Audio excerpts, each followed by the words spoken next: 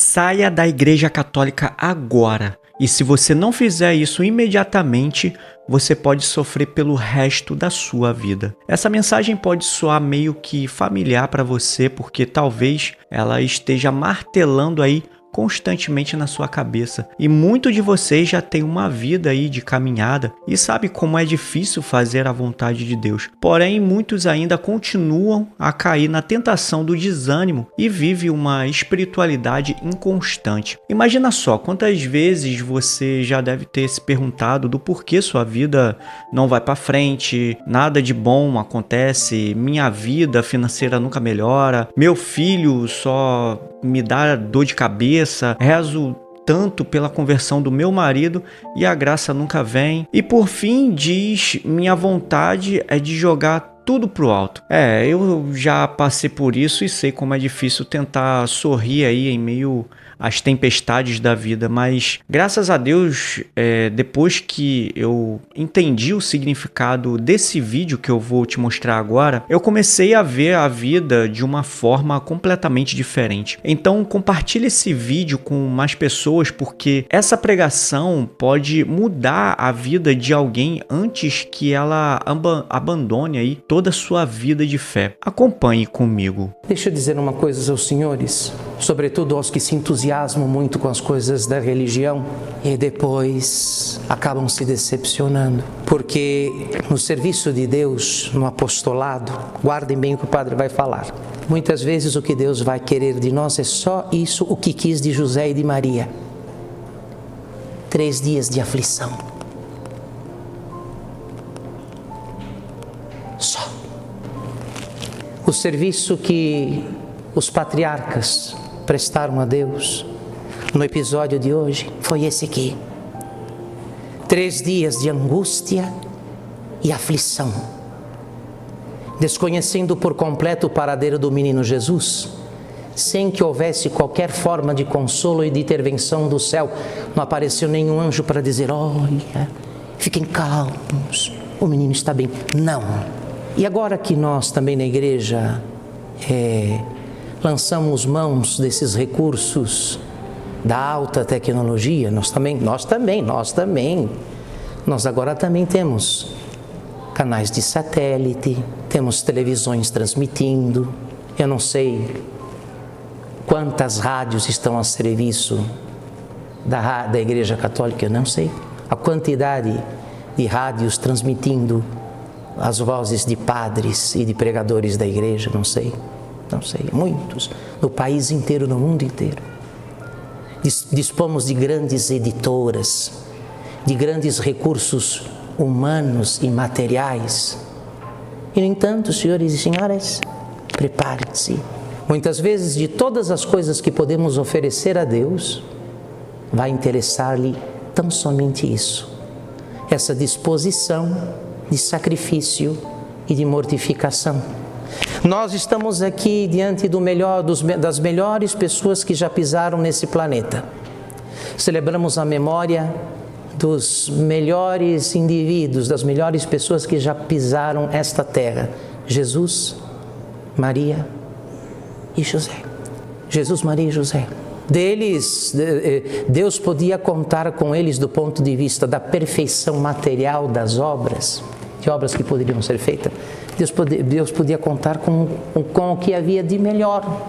Eram capazes de muita coisa. No entanto, o evangelista realça aqui que o que Deus quis deles, neste episódio, que é inclusive um dos mistérios do Santo Rosário, não é? Que marcou profundamente a alma da Virgem Maria e faz parte, né, deste patrimônio espiritual que emprestamos do coração da Virgem, não é?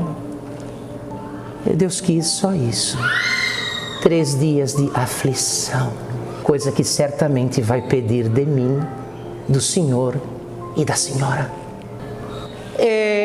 Eu digo isto porque podemos, como disse no início desta meditação, podemos nos decepcionar quando vamos nos dando conta de que apesar do nosso empenho, dos nossos investimentos, das melhores aquisições, compramos o melhor equipamento, contratamos os melhores técnicos, nos informamos com as melhores consultorias e nada deu certo. É assim mesmo. É assim mesmo. É assim mesmo. Pode se preparar. É assim mesmo. Alguma coisa não vai sair segundo o nosso padrão de perfeição. Algo não vai sair segundo os nossos planos. Eu me lembro daquela cena, quando depois de uma missão de muitos meses bem sucedida num canto lá da França, São Luís Maria Grignon de Montfort, para comemorar o êxito da sua missão, ele que era missionário apostólico, tinha uma licença especial do Papa para pregar em qualquer parte do mundo, sem necessitar de nenhuma outra licença, de nenhuma autorização de qualquer outra autoridade da igreja. Ele era missionário apostólico. Depois de uma missão bem sucedida, decidiu marcar o êxito desta missão, construindo um enorme calvário, uma cruz enorme, muito bem localizada, num ângulo excelente, em qualquer parte da região ela poderia ser vista. 1 ano e meio de obras, inclusive com esforços de estrangeiros, espanhóis vieram para ajudar os franceses a fazer a obra. No dia de inauguração, o bispo amaldiçoou a cruz e o rei mandou demoli-la. No domingo previsto para inaugurar o Calvário, o bispo do lugar amaldiçoou a obra e o rei da França mandou demoli-la. O que fez São João Maria Vianney? O que fez São Luís Maria Grignon de Montfort? No final do domingo, procurou ainda uma igrejinha qualquer para rezar uma missa de ação de graças pelo ocorrido. Não se fez o que ele queria, se fez o que Deus permitiu. Muitas vezes, senhores, vai dar muito mais glória a Deus a nossa obediência, a nossa resignação, a nossa conformidade com a vontade de Deus, do que a empreitada apostólica mais exitosa e mais gloriosa, que é o que muitas vezes Deus vai pedir de nós, como hoje pediu de seus bons servos, dos seus excelentes servos, dos seus melhores servos, Maria e José, 3 dias de angústia, 3 dias de aflição. Foi o serviço que Deus quis deles, não outro. Não outro. E eles aceitaram, não é? E depois de terem encontrado o menino Jesus, e não entendendo, como disse, o evangelista diz, eles contudo não entenderam o que Jesus lhes disse. Deus não se justificou, não deu satisfações do ocorrido. Eles não entenderam o que Jesus lhes disse. É por que vocês estão me procurando? Por que me procuram?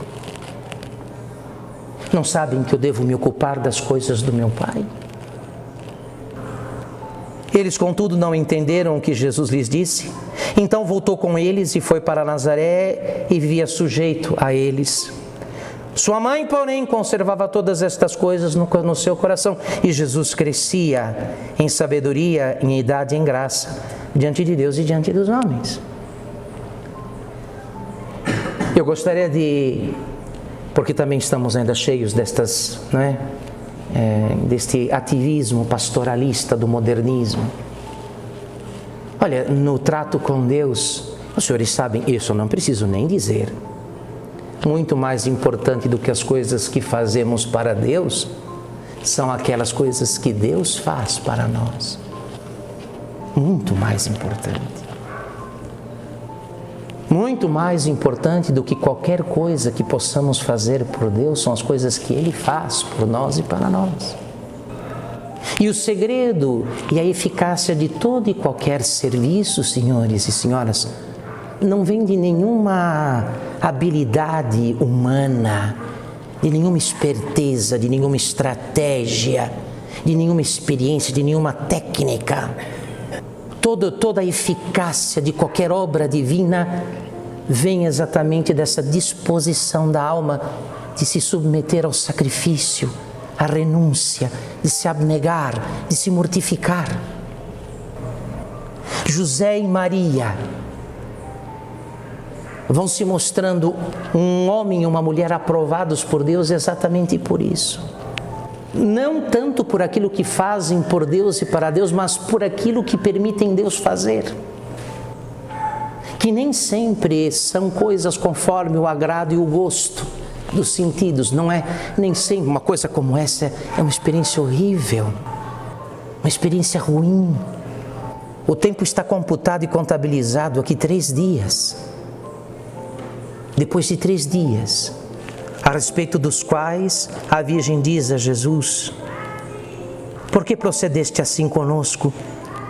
Eis que teu pai e eu te procurávamos cheios de aflição. Cheios. Não se trata que, filhinho, a gente não gostou muito, viu? A gente não se sentiu bem nos pratos. Cheios de aflição, te procurávamos. Quando foi a última vez que sofremos alguma coisa por Deus? Porque por nós, por nossas causas e por nossas vaidades, estamos sofrendo a cada instante. Por nós mesmos não paramos de sofrer 1 minuto sequer. Quando foi que alguém de nós aqui sofreu por Deus? Quando foi? Quando e quanto foi? Quem vai sair hoje desta missa? Quando celebramos a grande aflição da Sagrada Família. Quem vai sair daqui dizendo: Senhor, aqui está o teu servo, a tua serva, faça-se segundo o teu querer. Que eu te sirva segundo a tua vontade, conforme o teu desígnio e não o meu. Uma vez que sabemos que dos remédios e das coisas que Deus pode fazer por nós e nós, nada é melhor do que aquilo que nos mortifica. Os senhores sabem que as nossas 3 principais necessidades, das quais depende tudo mais depende da satisfação dessas 3 necessidades. A primeira, a mortificação. A segunda, a mortificação. A terceira, mortificação. As 3. Tudo depende, senhores, do ponto de vista do progresso na obra de Deus, na virtude, na santidade. Tudo depende dessa disposição de deixar Deus agir em nós, sobretudo por meio dos acontecimentos, sem atar as suas mãos, sem dizer: isso eu gosto, isso eu não gosto, isso eu aceito, isso eu não aceito. Não dá. Assim não dá. Ao fim e ao cabo, você é que vai estar sendo servido por Deus e não a serviço dele. Esta inversão é muito sutil e às vezes não é percebido. Quanta gente que acha que está servindo a Deus e não se dá conta que na verdade está se servindo dele. Uma vez que no serviço de Deus só se inclina segundo o próprio gosto, só procura o que lhe agrada e não o que agrada a Deus. E o que agradou a Deus hoje aqui, meus queridos, foram 3 dias de aflição para o melhor homem e para a melhor mulher que este mundo já conheceu. Deus não os poupou, é porque vai poupar a mim ou aos senhores e às senhoras. A Virgem Maria não foi poupada, São José também não. E você quer ser tratado como um bichinho de pelúcia? No afago? Quem você pensa que você é? Deus não poupou a Virgem Maria, a macerou, a humilhou e você quer ser tratado na base do chá da flor de laranjeira.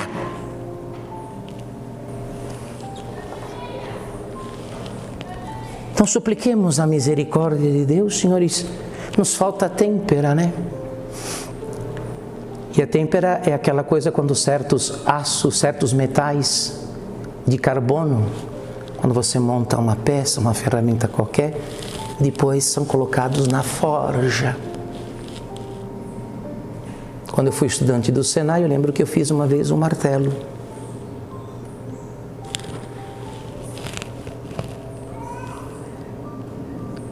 Mas ele não estava pronto, apesar de ter a forma estava ali. Faltava a forja, faltava o fogo, onde ele foi temperado, onde sua estrutura atômica foi modificada por causa do calor. E aí sim, poderia ser usado como martelo, porque ficou enrijecido. Antes não. Se usasse antes da têmpera, antes da forja, ele iria torcer, quebrar.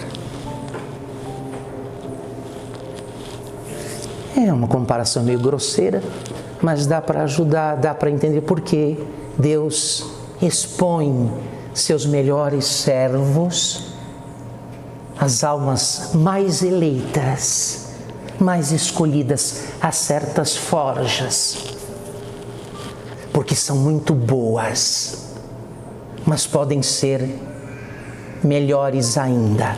É claro que você não vai colocar na forja palha, que é o que muita gente insiste em ser. Só palha, palha de cristianismo, nada mais do que palha, que exposta ao fogo desaparece. É gente com quem Deus nunca vai poder contar para nada, porque tudo lhes dói, tudo lhes incomoda, tudo lhes desgosta, tudo lhes sacrifica, tudo lhes prejudica. Agora, às vezes, por milagre, surgem aí bons metais. Um ou outro metal que já fica em ponto de têmpera, de fogo. São bons, mas podem ser melhores. São duros, mas podem ficar inquebráveis. Por isso, então, Deus manda a forja, o fogo da provação. Então, irmão, irmã, o que vamos oferecer ao Senhor hoje? Aço ou palha? Me diga lá, você, depois de tantos anos de igreja, tantas orações, tantas conferências, tantos sermões, tantos livros, dos quais ninguém vai nos pedir conta nenhuma. Segundo a imitação de Cristo, não vão nos perguntar o que lemos, mas como vivemos, né?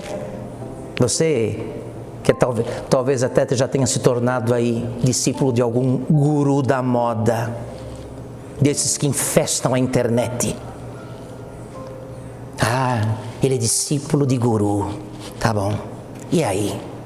Como é que fica? Como é que é? Não será pedido conta, filhos, não do que souber, não do que sabíamos, mas de como vivemos. Se depois de tudo insistimos em permanecer palha, mera palha, que o vento leva e que o fogo transforma em cinza, ou se efetivamente depois de tudo e tantas graças, tantas luzes, tantas inspirações, tantos dons, tanta paciência como esta com a qual Deus tem nos tratado há anos,